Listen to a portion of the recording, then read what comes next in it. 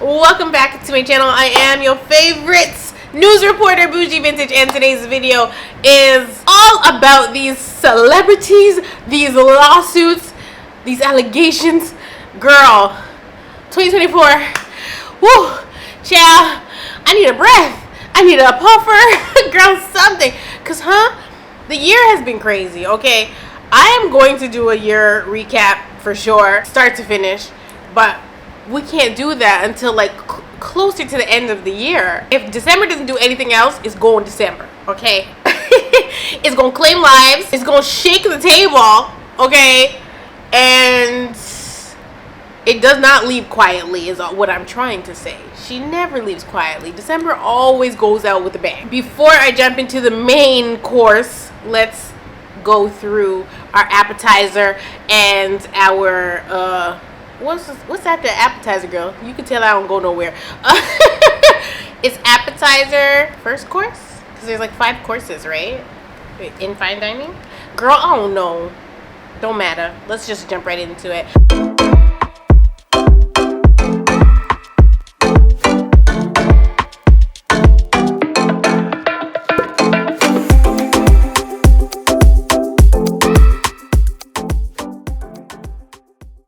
I want to start this thing off with Tokyo Toni v. Khloe Kardashian. Because, girl, why would Khloe come out the side of her neck and shade Tokyo knowing that Tokyo is crazy? Tokyo's one of those people that you do not poke at. Like, she's just one of those people that you don't poke at. You know, you need to leave well enough alone when it comes to Tokyo Toni. I know it's a hard job to be Angela White, better known as Blac Chyna.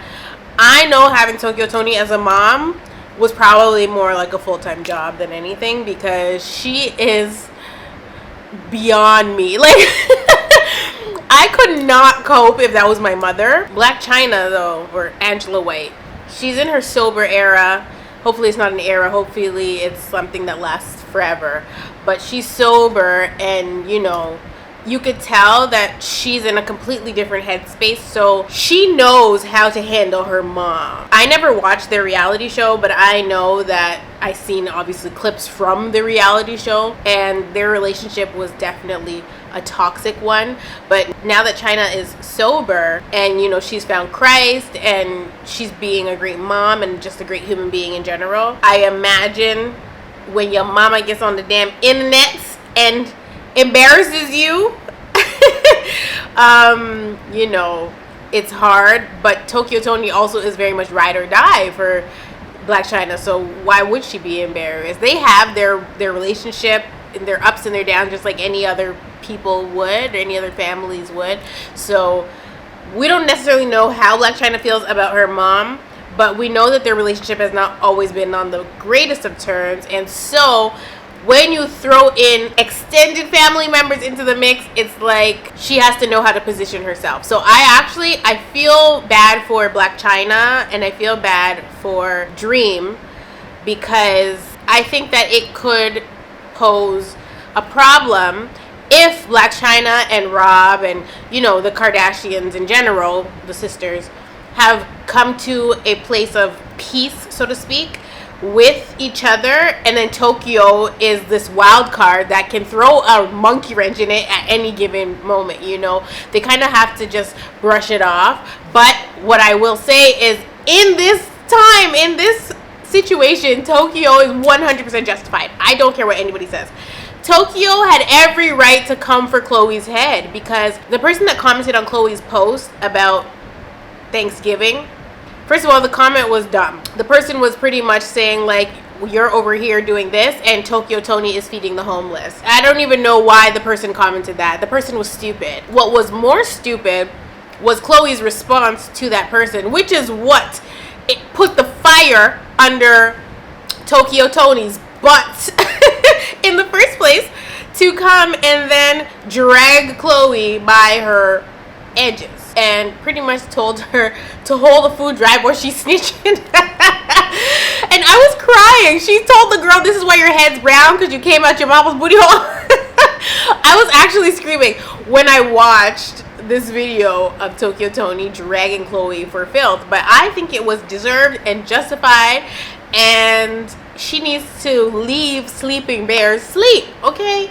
You don't go poke a sleeping bear now, because she wasn't bothering nobody. She was minding her business, feeding the homeless. And the thing is, what Khloe said was stupid, but Tokyo Toni has always been feeding the homeless. That's what she does, you know. I think that Khloe was probably feeling some type of way about Dream on the live, claiming to be the only Kardashian child, which is true. She's the only one with the last name Kardashian. All the other nieces and nephews have their father's last names, and their fathers are not Kardashian because, you know, Rob's the only boy. So it was a true statement, and Dream was reading comments and acknowledging the fact that it was true. She is the only Kardashian, but I don't think that her aunties were feeling that. They probably had their little talks about it, you know, behind the scenes.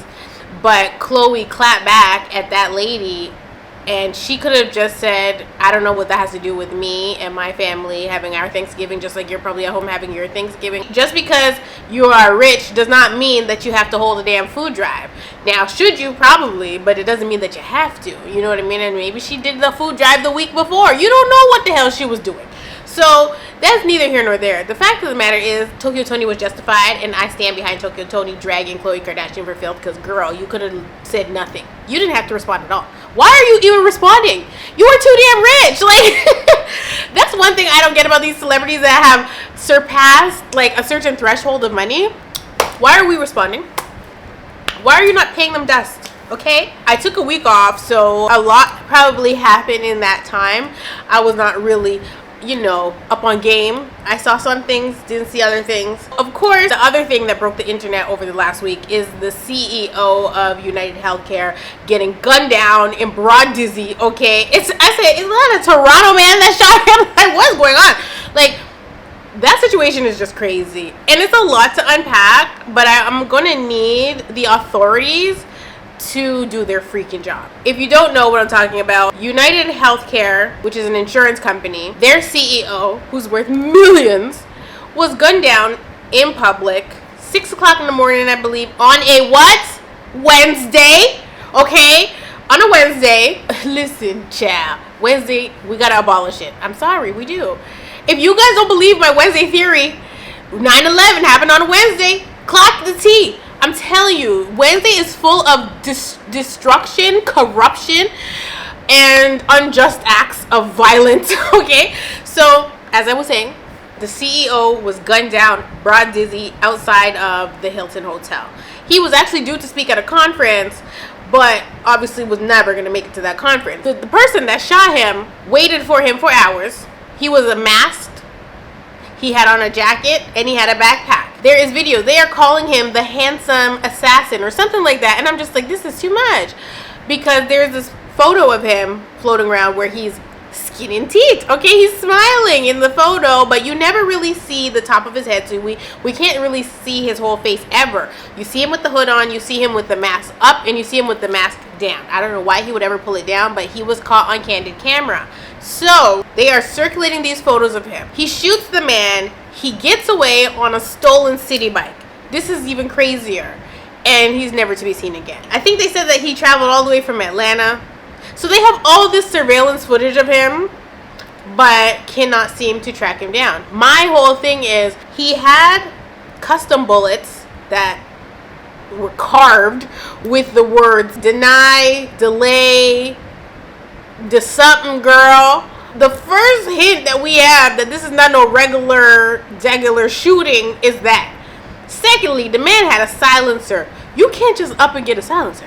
So there's that on that. The next thing is he has a stolen city bike. And then the next thing is they're claiming that he changed his jacket and dumped his backpack. My thing is, when they first came out and they put out this award, this ridiculous award for 10 grand, I'm like, are we not looking at the evidence here? $10,000 is not enough. The CEO of this company was clearly targeted, okay? It wasn't an act of random violence, okay? I mean, the custom bullets and the silencer says enough for me, right? And the fact that he waited and waited and waited, like, this was a hit. Somebody get in broad dizzy, like, it wasn't that. right? This was a very well thought out plan. The way that it happened let us know right away that this is probably CIA level stuff. Like, this is not, you know, NYPD. This is above their pay grade. You know, we're going to just have to pass it up. And so they have the FBI involved now, but it's really giving somebody that has more money than both entities, okay? Somebody that has more money than the CEO of United Healthcare, somebody that has more money than the police department, somebody that has more money than the FBI arranged this hit. This guy did not do this hit for $10,000. So I don't know why the reward would ever be $10,000. So then the FBI comes in and they're offering another, what is it, 50 grand? I can't remember what the FBI is offering. Either way, it's not enough money for anybody to run their mouth to help the police or whoever's investigating do their job. Like, the police need to do their job. One thing that I've learned watching these crime shows, let the police and whoever's doing the job do their job, because at the end of the day, they ain't gonna do nothing but turn around and call you a rat. I swear to God. If you watch my, if you watch my Toronto true crime video about the Presidente story, and I put the clip in there of the police officer describing the co-accused, he called him a textbook rat. Like, these police, they use you and then just hang you up to dry. And then you need to be in witness protection, and they ain't trying to protect you. So don't be helping these people do their job. They have a job to do. They should not be asking civilians, outside of the people that were there that were like, oh yeah, we saw the guy, but we can't tell you much more than that, right? Like, nobody knows who this person is because the person probably doesn't exist. People are calling the man John Wick. John Wick is crazy. I don't know why they're asking the public for help. They need to stop doing that because you guys are putting the public in danger. But they don't care about that. I don't even think they really care about catching I think it's a hoax. Like, not a hoax and somebody's dead, right? But I think it's like a distraction of some sort, because there's been so much energy poured into it and so much mystery. Like, when they found the backpack in, I believe, Central Park or whatever, it had Monopoly money in it. Like, they're playing games. None of this is adding up. Like, that person is gone.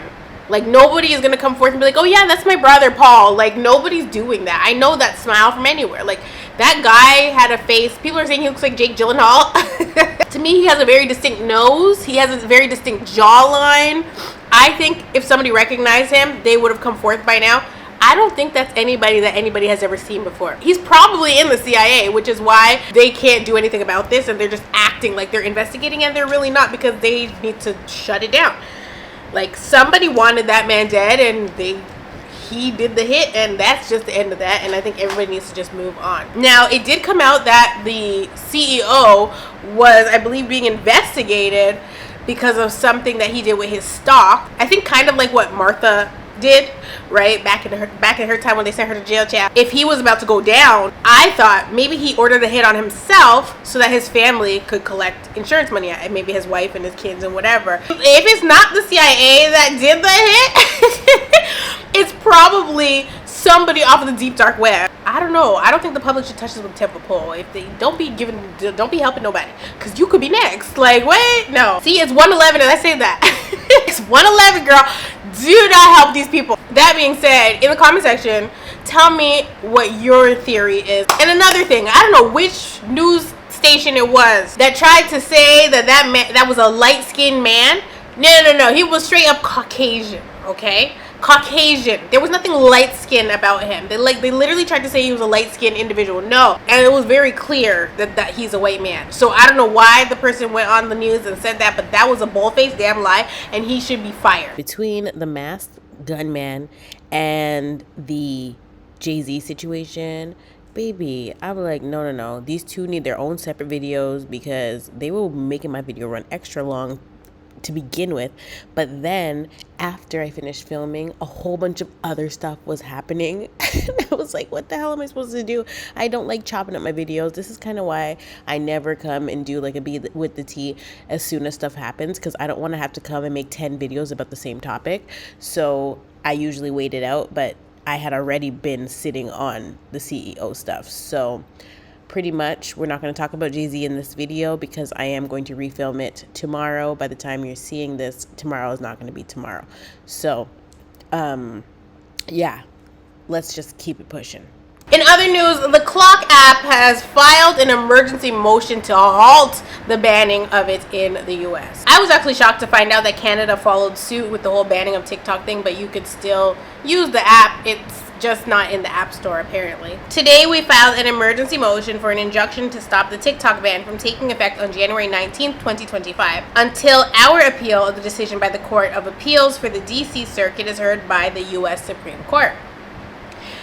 The reason they're trying to ban TikTok, in my humble opinion, is because one, the US is greedy, okay? They want the money, shmoney, honey. And two, TikTok has taught the people too much information. Things that the powers that be do not want the people to know. Too much education has been brought to light. Too much secrets have been unfolded on this app. And they don't like that. The people are getting wiser, smarter, you know. The people have figured out how to beat the system through the TikTok app. And that is the real problem. They're trying to say it's Chinese intelligence, spying, all this stuff. Bull. Okay, maybe that is a part of it. But I don't believe that that's why the government is so adamant on getting rid of TikTok. TikTok is, at its core, 170 million American users. Estimates show that small businesses on TikTok would lose more than $1 billion in revenue, and creators would suffer almost $300 million in lost earnings in just 1 month unless the TikTok ban is halted. In 2023 alone, the advertising, marketing, and organic reach on TikTok contributed $24.2 billion, and TikTok's own operations contributed an additional $8.5 billion to the US GDP. A lot of people finna be out the job now with the TikTok ban, I guess. I can't believe that this is happening. Like, they have really, I've never seen anything like this where they have been like, you cannot use this app. It's crazy to me. Like, people is over there just doing their little dances, you know, getting their little bag, being funny, you know, just having a good old jolly old time on TikTok, and of course teaching people things, cooking things, you know. My highest viewed video on TikTok is definitely some chicken wings, girl. I don't really use TikTok like that, so I don't really care if it goes or stays, but I understand as a creator that if something like YouTube were to go under, girl, I would be like, no, you know what I mean? So I understand if people on TikTok are like panicking and devastated that the app is going to be banned because that's their revenue, you know. That's how they feed their families, and they're not sure what's gonna happen to them. And so it's not fair because those people obviously are paying their taxes, I hope. So if they are doing that and they're helping the economy, then why would the government, you know, be so crazy about banning TikTok? It's like not necessary. Like, there's bigger fish to fry. I feel like the American government is worried about the wrong things. Y'all are getting gunned down in broad dizzy, whether it's in the freaking grocery store or walking outside of the damn Hilton as a CEO. Like, this man is worth millions and he was just shot, and y'all are worried about TikTok? Y'all are worried about TikTok? TikTok is solving murders. Okay, TikTok is solving cases. TikTok is helping. And they are like, nah, get rid of it. America has bigger fish to fry than freaking TikTok. Same with Canada. Bigger fish to fry than banning TikTok. It's literally the least of their concern. I think also everybody at this point is a content creator. Everybody wants to be a content creator. At one point, this was not considered a real job. You know, it was like laughable. Like, people would laugh if you say that, like, what do you do for a living? Oh, I do YouTube. Get paid for that? I can't tell you guys how many times, and I'm like, yeah, for 10 years now. You know what I mean? Like, people never saw it as a real job. And I'll be the first to say, I've never treated my position on YouTube as a job because I never wanted it to feel like a job, because then I would probably resent it, right?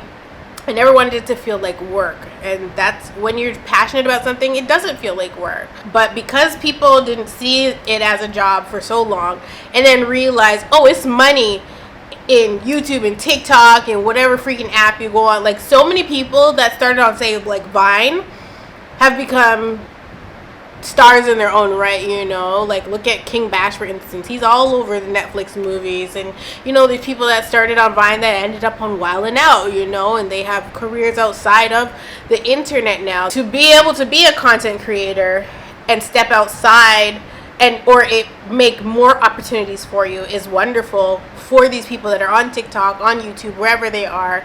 And I don't think that the government should be able to just come in and be like, nah, you can't have that for whatever. Like, they're going way too hard. It's like there must be way more to this than that meets the eye, because it doesn't even make sense how much effort, energy, and resources are being put into getting TikTok wiped off the map. Like, it's a little crazy. People are saying that apps like Facebook and Instagram are regulated by the US government. Okay, so any meta-based app, they can see what the people are doing, whereas TikTok is owned by the Chinese government, or it's owned by China. So the US government doesn't have the access that they have, and so they're trying to say that the Chinese people are hacking the American people, but baby, the Americans are hacking the Americans anyway. The American government is hacking us anyway, so who the hell cares? Like, what are they gonna do with the information? What are they gonna do with it? If they haven't done anything with it yet, what are they gonna do? Inquiring minds like to know, what are they gonna do? What are they gonna do with Robert Miller from freaking Pittsburgh, Pennsylvania's information? What are they gonna do with it? Take out a loan in China? Like, I don't think so. I don't think so. So who, like, what does anybody care? At the end of the day, when we leave this earth, baby, we ain't taking none of the stuff with us. So what does anybody care? They're making stuff up just so they can have control. That's all it is. Before I get into the reason you tuned in, girl, I quickly want to lend my 2 cents about Drake's lawsuit against UMG. If you didn't know, I am Toronto born and raised. Okay, I'm a Toronto girl. I am. However, I'm a fan of the music. Okay? And I love me some Drake, but I am a Kendrick fan. I'm sorry, I am. So I was definitely in the 0.01% of people that had Not Like Us on repeat. Okay, I'm not a robot. I was definitely playing the hell out of that song. They did not reach out to me and ask me to play it. They did not force it. I don't listen to the radio, so I don't know what's going on the radio. I have music downloaded onto my phone. I got music on YouTube. I was definitely playing the hell out of the song. Okay, so as much as I love me some Drake music, I have to say that I don't believe that they purposely sabotaged Drake by pushing that record. Now, whose fault is it that they're on the same label? Somehow, some way, there is a conflict of interest there. I have a lot of thoughts about the situation, okay? Now, maybe I'm supposed to be biased and be like, Drake all day, UMG's wrong, he should sue. But I'm not going to sit here and do that, because I think it's whack. It's corny. When Best I Ever Had was playing on the radio every 5 seconds, when any song by any Young Money artist has played on the radio and been pushed and pushed and pushed over the years, when God's Plan was played and played and played, when those songs were charting, Drake was not suing the label. The songs generate income for the labels, so it was more so to me about whose song has more replay value. And so maybe UMG did play Kendrick's, or had radios play Kendrick's song more, maybe. But as for me at my house, that's not what was going on. I was playing it on my own accord. I liked the song. The song was a bop. What's interesting about this lawsuit is that people are playing like they obtuse, they don't get what's going on, or they're not reading, or they're not listening. Drake is not suing Kendrick. He can't. What's there to sue? You know, you don't start a beef and then take it there, you know, and then want to turn around and sue. You just don't do it. Imagine Jay-Z sued Nas over Ether, or sued the record company over Ether. Like, once you enter into a rap beef, it is what it is. Gloves are off, anything goes. I don't know if y'all have ever watched a rap battle, like two people literally like in the rap battle ring. Baby, they be talking about everything. They will talk about your mama, your kids. They don't care. Everything, anything when it's a rap battle. I'm telling you. But when I look at the lyrics, because obviously everybody's like, he called him a all these things. He says, say Drake, I heard you like 'em young. I heard implies that this is a rumor. I don't know if it's true or not, but I'm going to say this is what I heard about you. Okay, that's what Kendrick said. And when he led with that, that pretty much was his allegedly, okay? When YouTubers sit up here and we use the word allegedly so that we don't get sued. Okay, he said, say Drake, I heard you like 'em young. And so that I heard right there is really Kendrick's saving grace. This was brilliant wordplay, if you ask me. Then he starts listing out different people in Drake's camp. And when he gets to Baca, he says, don't he got a weird case? Why is he around? If you look up that case, it's a trafficking case. So the question is valid from Kendrick. Why do you have somebody that has that kind of case attached to their name around you, right? That's a valid question. Then he goes on to certified and the A minor line. And that is where, you know, feelings were hurt. Kendrick has everybody screaming out these lyrics. Like literally everybody from young to old. And the truth is, I don't remember any of the diss records Drake put out. That's crazy. These are the only song titles I remember from the beef. Family Matters, Not Like Us. I don't remember anything else on either side, child. I don't. Was it Dear Adonis? Or was that the Family Matters? I don't remember, child. The thing is, when Drake did his diss record, he accused the baby mama of cheating, Kendrick's baby mother, his wife, of cheating.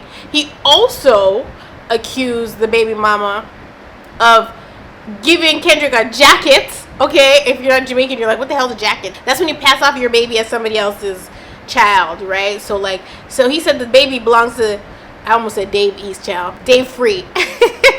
Now we bringing Dave East into the drama. Okay, Dave East is fine. So then he accused Whitney of having a baby by Dave East and saying that Kendrick don't want nothing to do with the baby because he belonged to Dave Free. Sorry, not Dave East. Oh my God. It got ugly in the rap battle streets. We were all we was gasping for air. Okay, I was gasping for air when they was dropping songs back to back. No big deal. When they were dropping songs back to back, I said, ooh. It sucks when your faves, you know, are going at it, but at the same time, it's just like, ooh, the rap game needed that. We are the only genre. You bet we, girl. Hip hop is the only genre where people actually have beef and like die over it. Like, people have died over rap beef. It's neither here nor there. The fact of the matter is, the lawsuit's corny. Period. I don't care what nobody says. I don't agree with it at all. He shouldn't sue. He should just let it die down. But I guess because the song was such a smash hit and did so well amongst the fans, it was so catchy. I get why he would be upset, but suing to me is the wrong move. What we understand when we look at other people, when you try to sue the ones at the top, baby, it could all come crumbling down for you. And maybe Drake forgot that he is only half Jewish. Maybe he forgot he's still a Negro. Okay?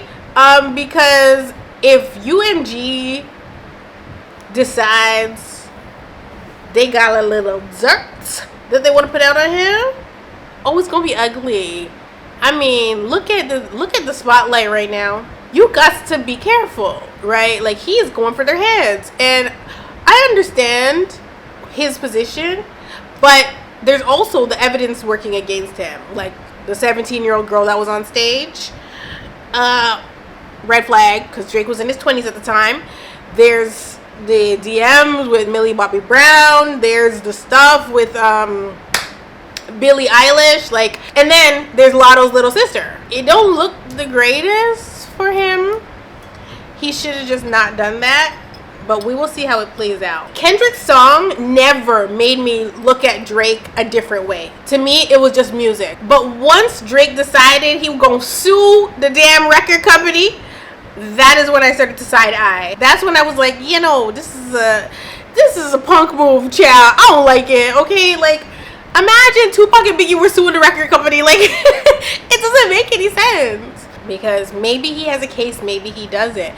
But if he was able to sue Kendrick, he would have, right? But there's just no wiggle room for him. There's stuff that would actually work against him. The reason why I don't believe that Drake would have a defamation case if he tried to sue Kendrick is because the only thing that made it public, so to speak, was the fact that it was put on wax.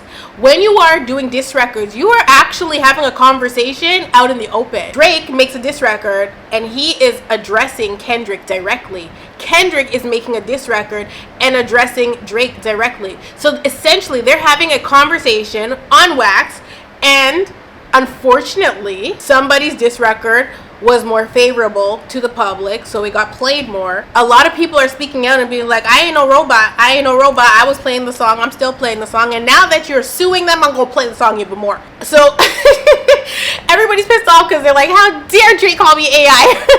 But like, it's true. I remember when the song first dropped, I ran it back like 5 times on first listen because I said, wait, what did he say? What was that bar? Like, I was dissecting the hell out of Not Like Us. I really was. I was like, oh my god, this is a bop. This is a certified bop. But I totally see why J. Cole backed the frig down when he did. He didn't want no smoke. He must have had a conversation with Kendrick and was like, sorry, buddy. It's really unfortunate that, you know, people can't just get along. But what I will say is when Drake decided he was going to sue the record company, I went back and listened to one of the greatest Drake albums of all time, Take Care. I said, this is such a good body of work. So lovely. Now, Drake annoys me. And, you know, he's come for Queen Ree a few times. And I don't like that. Okay? Not like... He likes to come for women sometimes, and I don't like that. Because he also likes to play like he's such a nice guy, but like, why are you dissing Rihanna? Because are you stupid? Like, you know, so he does some things that I don't necessarily agree with. I don't really give a damn, but I'm a girl's girl at the end of the day, and you're not going to diss Rihanna on a record and think it's sweet. Like, you're not. Anyway, I went back and listened to Take Care, and I totally had forgotten that Kendrick was on that album. Track 7 is the Buried Alive interlude. The irony of the title of the song, the lyrics that Kendrick says in the song, it's almost like they were never really going to ever have a genuine, long-lasting friendship. Rap is like an ego-driven sport. That's what we do know. But like, Drake has had a lot of beefs with a lot of people. And at one point, he even had beef with none other than Jay-Z. So let's get into the tea, okay? I'm telling you, last night I said, child, I'm not gonna get to sleep. Allegations and hit the net about none other than Jay-Z. And baby, it's been a long time coming. I'll tell you that right now. It's been a long time coming. And so I'm gonna take it back a little bit because obviously you probably heard about when Jaguar Wright went on Piers Morgan and stated what she stated about Jay-Z, but she didn't only state Jay-Z, she stated Jay-Z and Beyonce. And I said, oh no ma'am. I said, oh no ma'am. Okay, so like I said, we're not going to talk about the Jay-Z situation in this video, but obviously I did record my thoughts and opinions, but then more stuff unfolded after I rapped. So we're actually going to jump back into the Kendrick situation for a second, because I totally forgot to mention this accusation that was made by Drake about Kendrick that had been cleared up a while ago, but it got resurfaced because of the beef. So let's talk about it. In Drake's song, Kendrick was accused of beating on his wife, but if you go and look up the situation that happened, it looks like it actually might have been Diddy and the person confused, because they don't know rappers, they confused Diddy for Kendrick and claimed that it was Kendrick, because the timeline actually, Diddy was at the same place that Kendrick had performed at, or nearby, something like that. The situation that happened where the security had to go in and help a victim sounds like what happened to Cassie, and it's in that timeline where Diddy and Cassie were together. So it wasn't Whitney allegedly that got whooped, it was Cassie that was brutally beaten by a rapper, and the rapper was not Kendrick. He had already cleared up that long time ago, saying that he did not put his hands on his woman. So Drake put that in his song, and so that is also defamation of character. So it's like, but Kendrick is not suing Drake, and he's not suing UMG, and blah blah blah blah. So that's neither here nor there. But I haven't heard anybody touch on that situation, that there's actually potential confusion there about who was actually beat, because there was no charges pressed at the time, and certainly not by Whitney against Kendrick and blah blah blah blah. I brought that up because I was talking about people being in the wrong place at the wrong time. How was your day? Good. I got 100%. On what? My test. All of it? Or just one part? 100%? Oh my god. Yes! 100%?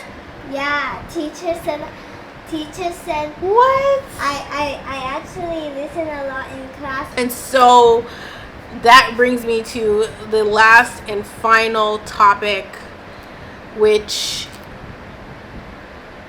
I don't know if you guys clock the timeline, but in one of my last, I think it was the video where I was responding to mean comments, I had mentioned TD Jakes, and I had said, I'm not sure why I'm allowed to finally say something, because like I said, like I don't just come and make videos, right? Like God has to allow it, okay? So in that video I had mentioned TD. I mentioned that in 2021 I had sent him a warning and completely forgot about it, but I had DM'd him in September of that year, and I never shared what I said in the DM or whatever, but like it was pretty much like God is accelerating like a season of revealing, exposure, which if you pay attention to 2024, that's what we've been dealing with. 3 weeks ago I dropped that video.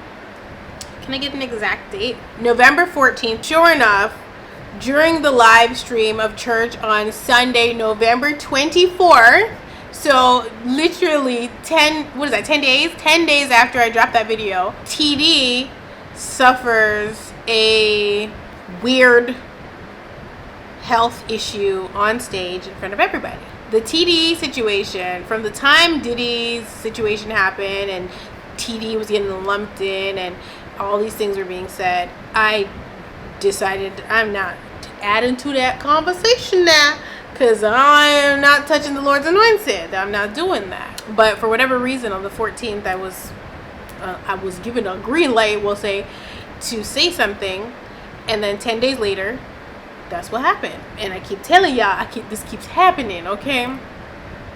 I totally forgot to mention this. Oh my God, on November 21st at 3:10, I was talking to my homegirls, and I had told them this dream that I had. The dream is really long, so I only am showing this part of the text messages. But I had a dream that TD was on stage at some church. There were people performing, and he was wearing like a blue crew neck sweater, and he looked like he had breasts, and I was like, what the hell? So this is 3 days before he had his whatever he had on stage, and I don't know why the hell I dreamt this, because the other part of the dream, as you see, I had a boyfriend and he had press-on toenails.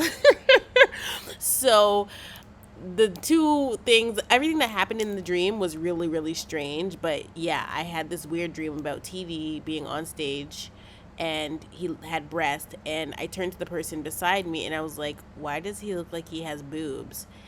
And that was pretty much that part of the dream. It was very brief, but again, this is 3 days before he had his health scare on stage.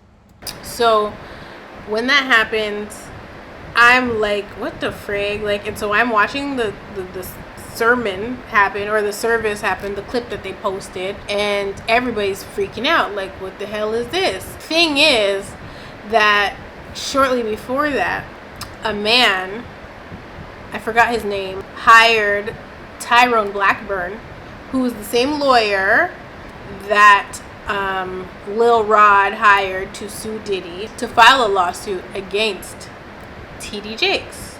This person that filed the lawsuit had also gone on a podcast that kind of went viral.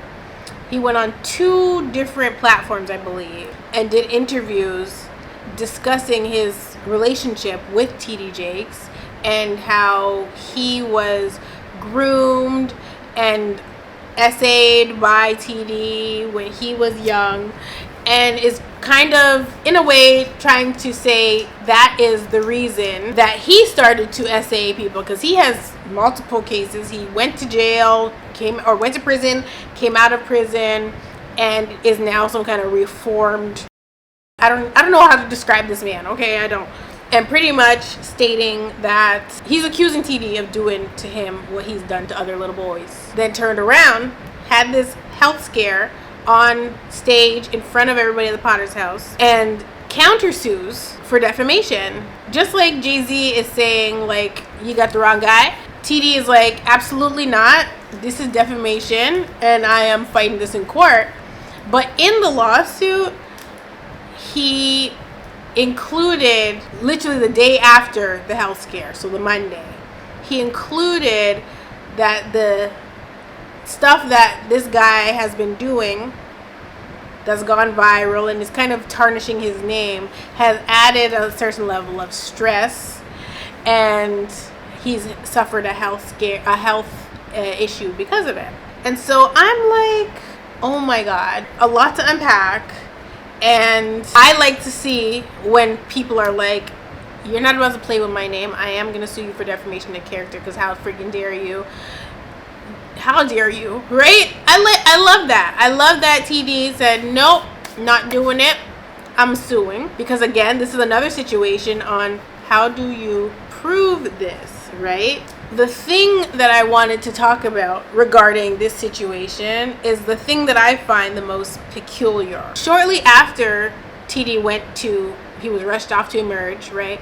Shortly after that happened, Sarah and Torre, so his daughter and his son-in-law, posted a video pretty much updating everybody and saying, like, you know, he's doing well, and like just an update video on he's doing well. And they're trying to get him to sit down. They can't get him to sit down. Like, he needs to stop moving. Okay, and that's most old people. Like, they just be doing too much, right? So I understood, right? Because I understood. But then we saw a video from TD from the hospital, like sat outside of the hospital in the wheelchair. He's pretty much saying he good. He's all right. That's outside of the hospital. But then on the next Sunday, not at church, calls in. Okay, they got him on Skype, and he is addressing the congregation, and he states that we're looking at a miracle. I got bothered a bit because he states that we're looking at a miracle. He states that he had a health emergency. He states that he had emergency surgery, but it was all vague.